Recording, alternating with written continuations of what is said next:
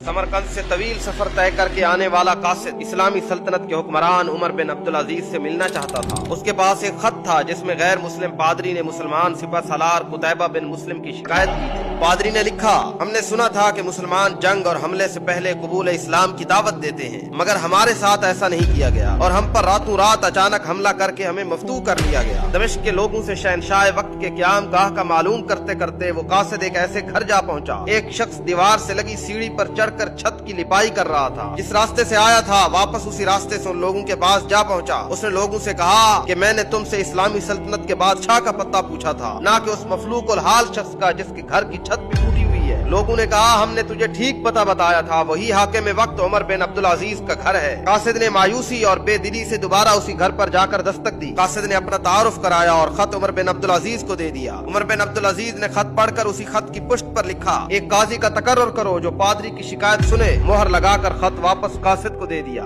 समरकंद लौटकर कासिद ने खत का जवाब और मुलाकात का हवाल जब पादरी को सुनाया तो पादरी पर भी मायूसी छा गई। उन्हें यकीन था कि कागज का ये टुकड़ा उन्हें कोई फायदा नहीं पहुंचा सकेगा, मगर कोई और रास्ता भी नहीं था। चुनाचे खत लेकर डरते डरते अमीर लश्कर और हाकिम समरकंद कुतैबा बिन मुस्लिम के पास जा पहुंचे। कुतैबा ने खत पढ़ते ही फौरन एक काजी का तयन कर दिया। काजी ने पादरी से पूछा, क्या दावा है तुम्हारा? पादरी ने कहा, कुतैबा ने बगैर किसी पेशगी इतला के हम पर हमला किया। काजी ने कुतैबा को देखकर पूछा, क्या कहते हो तुम इस दावे के जवाब में? कुतैबा ने कहा, काजी साहब, जंग तो होती फरेब और धोखा है। समरकंद एक अजीम मुल्क था। उसके कुर्ब जवार के कमतर मुल्कों ने ना तो हमारी किसी दावत को मानकर इस्लाम कबूल किया था और न ही जिजिया देने को तैयार हुए थे, बल्कि हमारे मुकाबले में जंग को तरजीह दी थी। हमें पूरा यकीन था ये लोग भी लड़ने को ही तरजीह देंगे। हमने मौके से फायदा उठाया और समरकंद पर कब्जा कर लिया। काजी ने कुतैबा की बात को नजरअंदाज करते हुए दोबारा पूछा, कुतैबा, मेरी बात का जवाब दो, तुमने इन लोगों को इस्लाम कबूल करने की दावत दी? कुतैबा ने कहा, नहीं काजी साहब। काजी ने कहा, मैं देख रहा हूँ कि तुम अपनी गलती का इकरार कर रहे हो। अल्लाह ने इस दीन को फतह और अजमत, अदल और इंसाफ की वजह से दी है, ना कि धोखाधड़ी और मौका परस्ती की वजह से। मेरी अदालत ये फैसला सुनाती है कि तमाम मुसलमान फौजी बिमा अपनी बीवी बच्चों के अपनी हर किस्म की अमलाक और माले गनीमत छोड़कर समरकंद की हदों से बाहर निकल जाएं और समरकंद में कोई मुसलमान बाकी न रहे। पादरी जो कुछ देख और सुन रहा था वो नाकाबिल यकीन था। चंद घंटों के अंदर मुसलमानों का अजीम लश्कर शहर छोड़कर जा चुका था। समरकंदियों ने अपनी तारीख में ऐसा कभी नहीं देखा था जब ताकतवर फाते कौम कमजोर मफ्तू कौम को यूं दोबारा आजादी बख्श दे। तारीख गवाह है कि थोड़ी ही देर में पादरी की क़यादत में तमाम शहर के लोग घरों से निकलकर लश्कर के पीछे सरहदों की तरफ दौड़े और ला इलाहा इल्लल्लाह मुहम्मदुर रसूलुल्लाह का इकरार करते हुए उनको वापस ले आए कि ये आपकी सल्तनत है और हम आपकी रियाया बनकर रहना अपने लिए फख्र समझेंगे। दीन रहमत ने वहाँ ऐसे नुकूश छोड़े कि समरकंद एक अरसे तक मुसलमानों का दारुल खिलाफा बना रहा।